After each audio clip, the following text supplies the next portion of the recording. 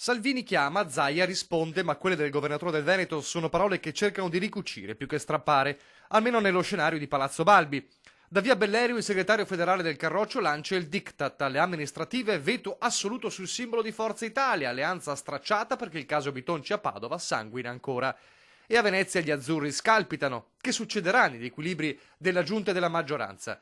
Il presidente mette mano all'estintore e spegne il fuoco. Posso solo confermare in questo momento che il nostro rapporto con Forza Italia è un rapporto assolutamente solidale, rispettoso dei programmi, tant'è vero che in Regione si stanno facendo un sacco di cose. Insomma, almeno in Regione lo scacchiere non subirà contraccolpi, il governatore ne è convinto, così come non si sorprende dello stop di Salvini all'ipotesi di uno Zaia candidato premier.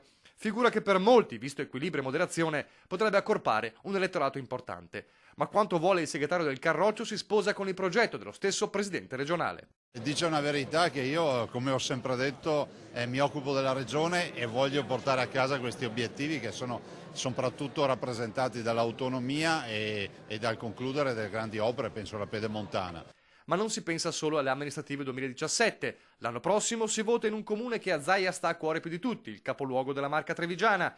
E dopo le voci insistenti sull'ipotesi di Francesco Benazzi, candidato del centrodestra, Lega compresa, il governatore sembra sposare per ora il cortese ma netto rifiuto dell'attuale direttore generale dell'ULSS 2, che aveva parlato di pietra tombale sull'argomento. Benazzi deve curare bene i cittadini ed occuparsi dei cittadini, penso che quello sia il suo lavoro.